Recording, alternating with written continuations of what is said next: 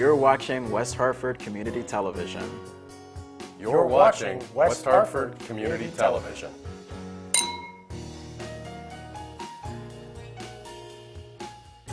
For the community, by the community.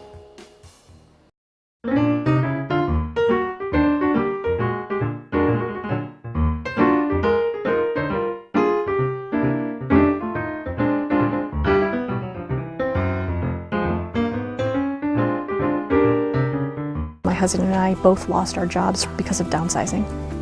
I worked at Bay State Medical Center, and I was literally walked out the door by the security guards, and along with 300 other people. You have to put your pride in your pocket and say, for the good of my family, I am the face of my family. They have never seen my husband, they have never seen my mother-in-law, and they've never seen my brother-in-law because it's too shameful for them. You know, after paying the bills and the car that we absolutely need, we really don't have money. We do get some food stamps, and we're really thankful for that. And we can't afford to buy stuff like, you know, fruits and vegetables and things like that. My kids' hungry is not something I would ever want. So with the food share, it always provides something. I do remember hearing not so long ago that most Americans live within one paycheck from being on the street, and that's pretty much where we have been. You're watching Life and Style with Sara. On tonight's show, we're talking about hunger in West Hartford. What is the current need? What is our community doing to provide immediate assistance and to look at long-term solutions? Where can you go if you need help or if you want to help? My guests this evening are Jim Palma. He is from Food Share. He is a community network builder. Trish Malby. She is a food services director for West Hartford Public Schools. And Marie McNamara. She is a community volunteer working on food outreach programs. Thank you for joining me. Thank you. My pleasure. Okay. So we're talking about hunger in West Hartford, and I think a lot of people kind of scratch their head and say, well, West Hartford, I mean, there are no homeless people on the street. The people look like they're eating pretty well. Why? What is the situation in West Hartford? Is there a great need? Well, I guess the need is relative. So I wouldn't say that there's a great need, but there clearly is a need in West Hartford. Food Share had done some research, and last year we looked at first the census information and determined that about 9,200 people are either below poverty or just above poverty. And then we went a little further. We did some further information gathering, and we came up with some good news and some bad news. And the good news was through wonderful donations from the food industry, Food Share, together with some local agencies, provided a whopping 110 tons of donated food to people who needed that in West Hartford. Wow. Now for the bad news. That sounds like a lot. Unfortunately, there's another side to that equation. We were able to determine what was the true need, and unfortunately it was a lot more than 110. It was 475 tons. Wow. Okay. So we're left with this gap, a gap of 365 tons, or 1 ton per day in West Hartford. And as much as we do wonderful activities in town with food drives alone cannot meet that additional need.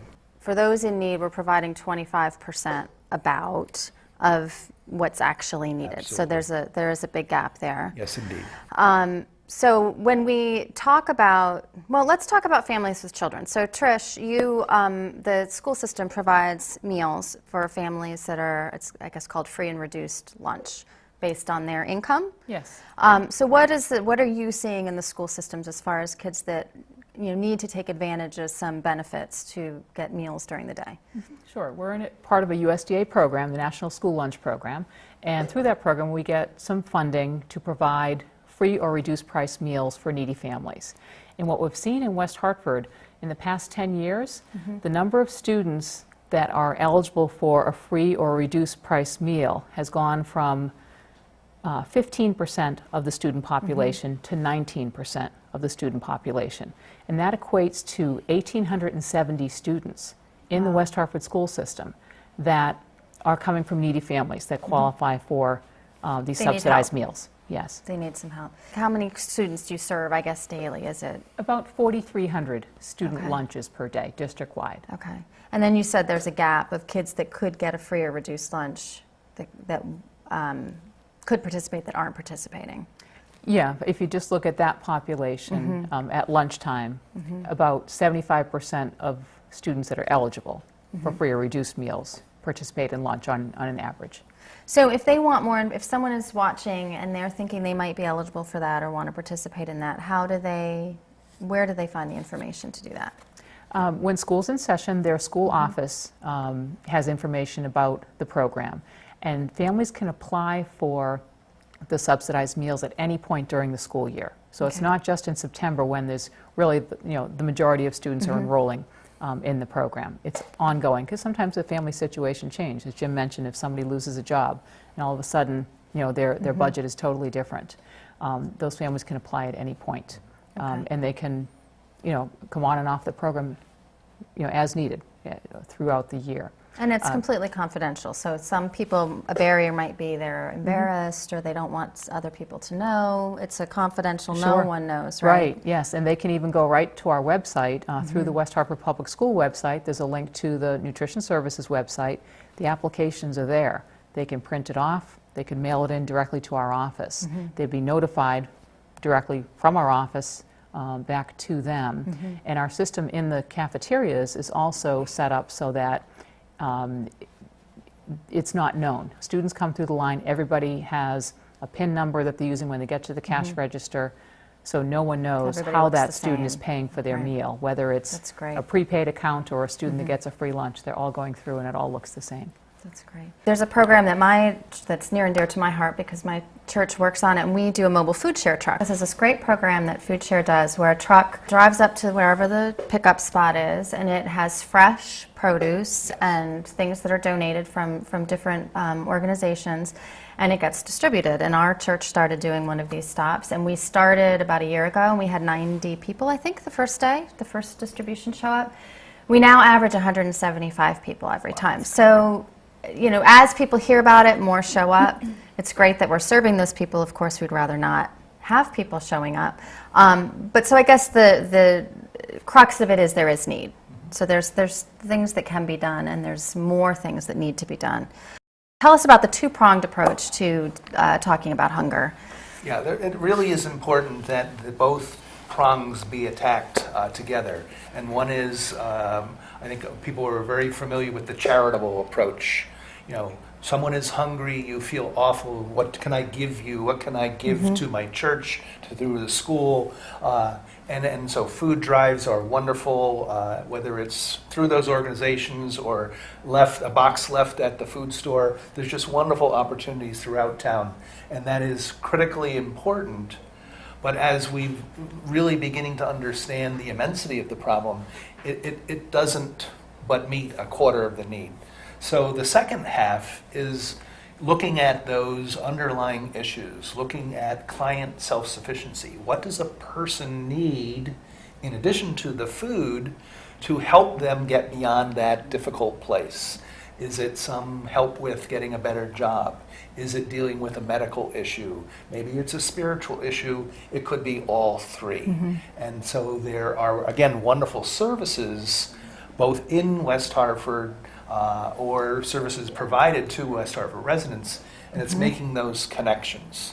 So the two-pronged approach is really improving client self-sufficiency and providing that food assistance as a short-term, hopefully a shorter-term process as possible.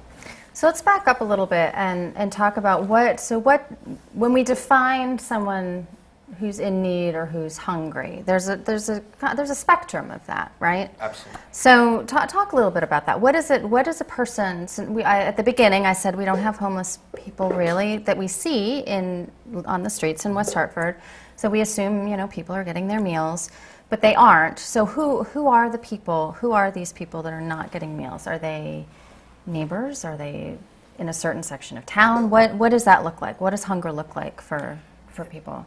And I think my colleagues can maybe expand on this, but it really does have a wide gamut. So it could be a neighbor who has recently lost their job and has a very apparently wonderful living conditions, economically has been successful, but all of the money that is somehow tied up, it's not readily available to pay the unexpected bills. Or it could be that unexpected medical expense that wasn't covered by insurance. And that's taken the family by surprise. So they've paid the medical bill, and now they're shortchanged with paying other expenses. It could also be someone that's been, working 2 and 3 jobs and just isn't able to get out of that economic reality. And so what they're running out of is time. They don't have the time to get to the the healthier food at the better price, because in order to get there, they have to take a bus that brings them into Hartford and back over to the other side of town. So there are many different scenarios that all come together around this. So we don't want to say it's a singular issue. It is really a combination of many issues. Many things. So Trish, when we talk about the families that the kids are in school, so what do you have anything else to add about kind of what that looks like for the kids at school who might be coming without a meal? Yeah, we look at the populations that we're serving and kind of the numbers of meals that are actually being consumed. And in West Hartford, if a child is approved for a reduced price lunch, they get free breakfast. So essentially, that whole group is eligible for free breakfast, but only about 25% are participating. At lunch, it's about 75%, and it varies, from one school to another. But district-wide, we're looking at about 25% participating at breakfast and about 75% participating at lunch. So we look to see, are there any barriers? Why wouldn't those children, if the meals were right there for them? West Hartford's a very diverse town. There's a lot of languages spoken in town. We have a plan through a grant that we got from Food Share and in conjunction with the West Hartford Hunger Action Team and Growing Great Schools group here in West Hartford. We have a plan to develop materials into different languages to provide some marketing materials and materials on the free and reduced meal application and all the other associated documents to have those available in the languages that are spoken at home. We have identified over 1,900 students that a language other than English is spoken at home. So that's a substantial number. So you can kind of decrease that gap by reaching out in a more a way that makes sense for that family. Perhaps it's by the language or just somehow letting them know that it's there and available. So if the barrier is that that family doesn't even know we have a breakfast program, they're going to be able to learn about what we're offering with information they can understand, because it'll be in the language that they're most familiar with. We're hoping to have that happen for the fall. That's great. And you're also, one of the things you're trying to do is to expand the breakfast program to more schools, yes, right? Yes. And this year we added, right now we have 10 out of our 16 schools have a breakfast program. 2 of those are new this year, and they had a little bit of a different model. Most of our programs are traditional, where the students come to the cafeteria at the beginning of the school day and have their breakfast, and then they go to the classroom. What we did at Bugby School this year was a grab and go from the cafeteria, that they take their bagged breakfast that they assemble themselves, and they take it to the classroom to eat. And at Brayburn, and even took it a step further, and the breakfast is delivered by students in red wagons. Breakfast is bagged up by my staff into insulated bags, put into red wagons that student volunteers wheel down to the classrooms, and the breakfast is distributed to the students in the classroom. And these are available to all students, Yes. not just kids that are on Yes. free and reduced. So for those of us who sometimes might be in a rush in the morning, I don't know who that might be, but there's an opportunity for breakfast at school. Sure, yeah. Breakfast is for everybody. All schools are eligible to have a program, and the meals are available for all students. Very low cost, for $1.25 at elementary or middle school and $1.50 at high school. They can get a healthy, nourishing breakfast to start their day. Now, Marie, you worked on a program at Bugby. Yep. Tell us about that and how you took a little bit of a different approach when you did this program. So tell us about that. We did. We took a different approach. I had spoken to some wonderful ladies at the food pantry about 2 years ago when I had been running the Thanksgiving food drives for a number of years, and I think most schools do that typical Thanksgiving food drive. And what was missing was that education piece. And it's a tough time of year. Everybody in churches are doing food drives. The food share itself is doing food drives. So we said, let's switch it to the spring. And the spring is right before the summer hits, when everyone forgets about hunger, and it's a needed time. And what we did was we really educated the kids. So we had an assembly a month before, and I told them, we're going to fill a bus. And the transportation department donated the bus. And This is literally a school bus that you're literally going to fill a school bus with food. Yeah. Fill with food. And truly, at the beginning, I just wanted, I think there's 26 seats, I just wanted 26 bags of food. That's all I really wanted to do. But the visual was But it there. arrives in a great It arrives bus, in a great way. And so we had an assembly, and I talked to the kids, and we said, we want you to learn about this, and it's more about just having your parents give you some money or grabbing a can from there. Really think about what you feel like when you're hungry. How do you feel? Can you focus? Can you get your homework done? And then not only you, but how are your parents when they're hungry? Are they patient with you? Is it easy to go to sleep?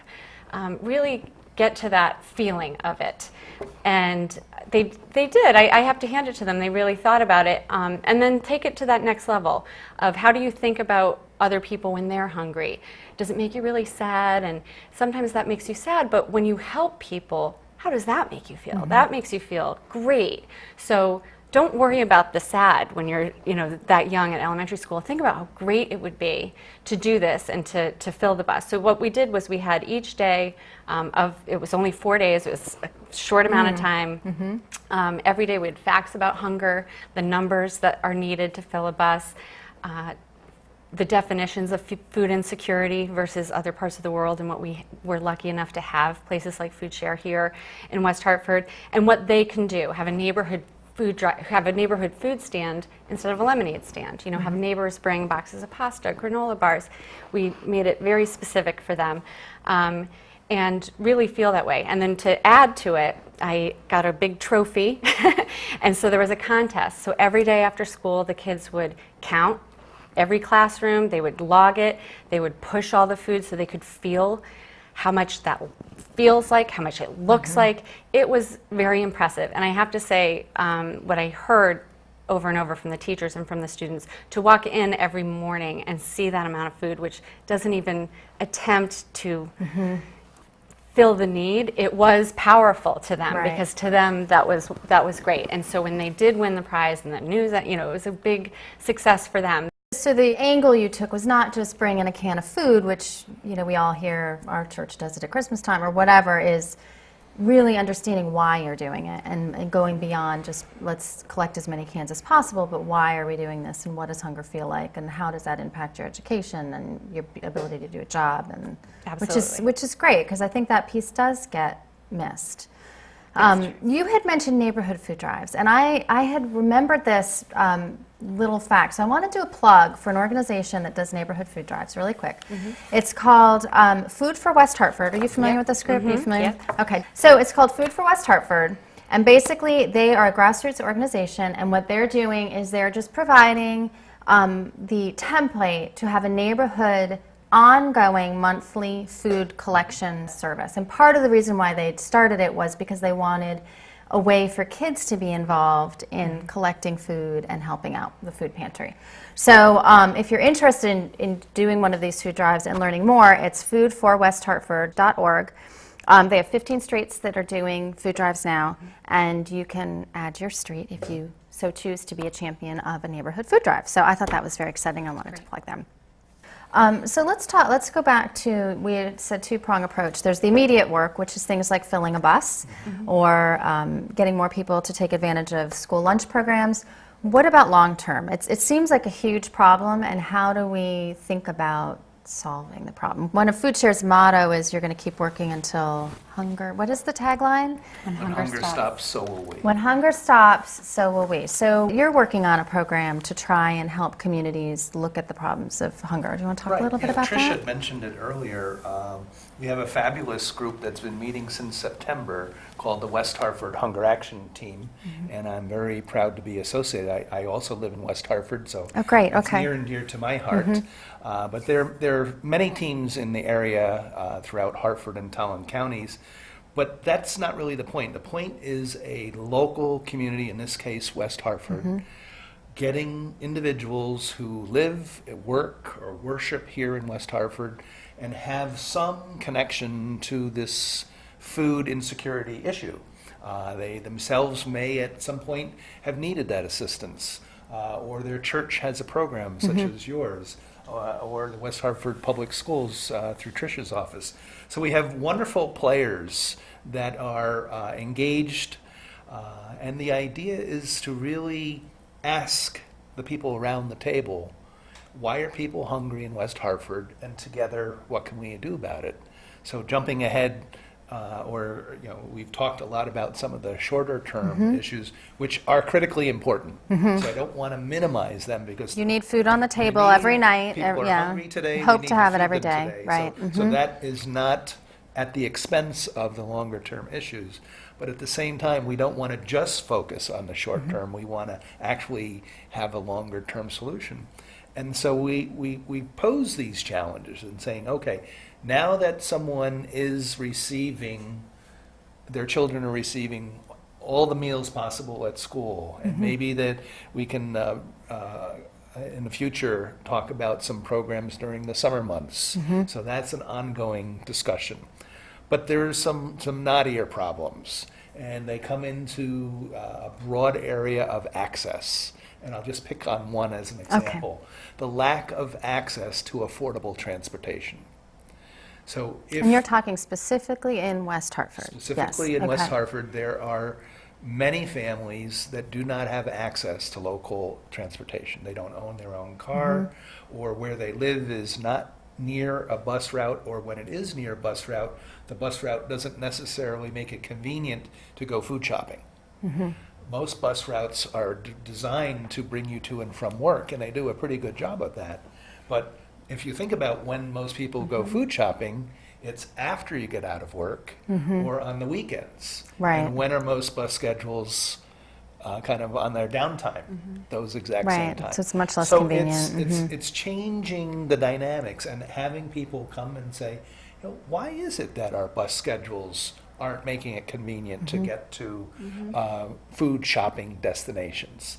Hunger Action Team is more than just the what we would traditionally say the advocates, but also the business leaders. So the owners of the food stores, the owners of convenience stores, the people who do the plans, transportation plans for the bus routes.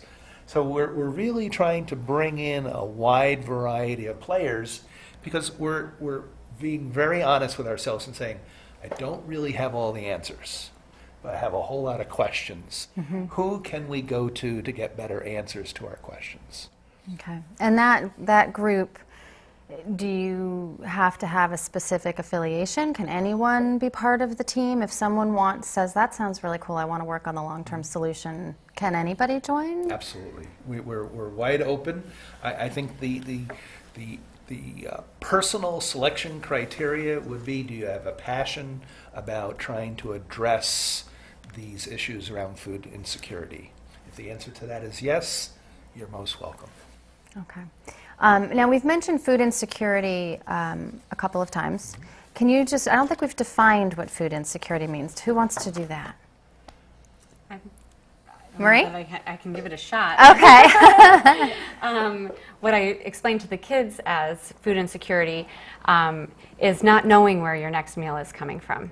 And like Jim said, it could be because you're in between jobs or you're out of work or you can't get to the store, but when you go to the pantry, there's nothing there.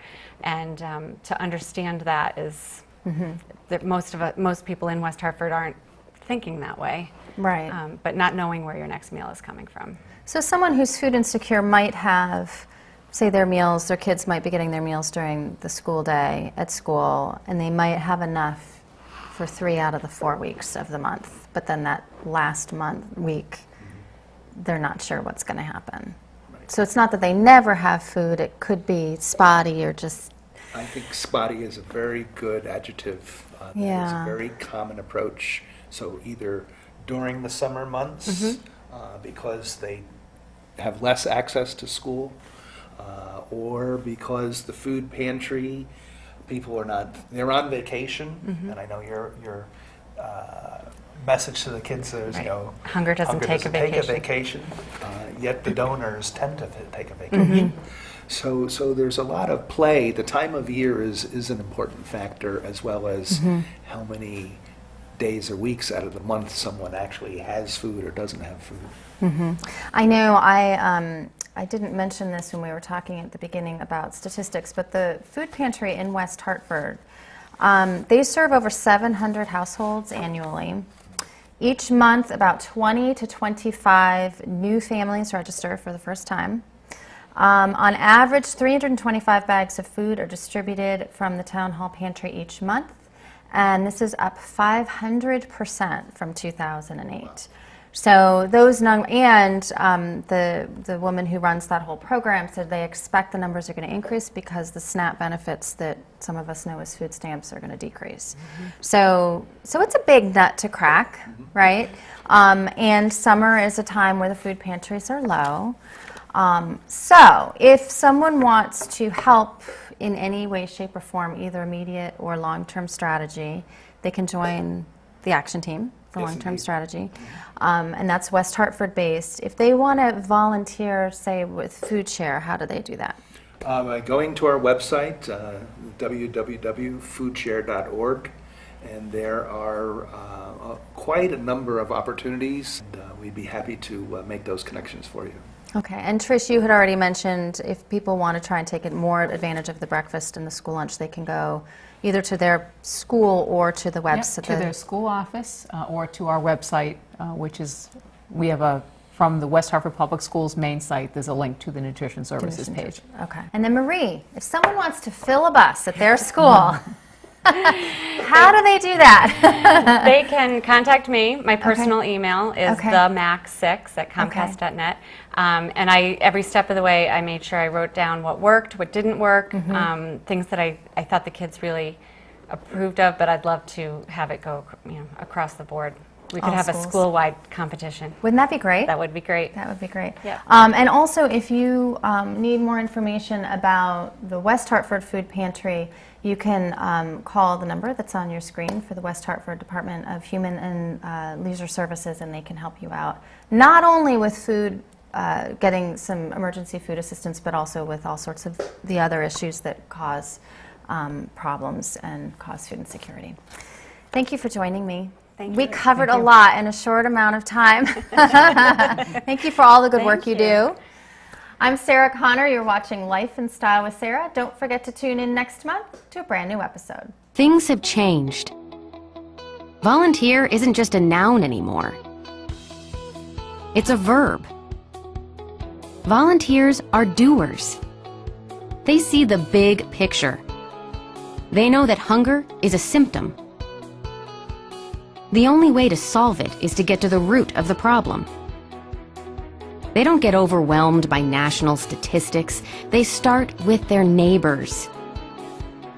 They know that increasing the amount of available food is only the beginning. It takes resources,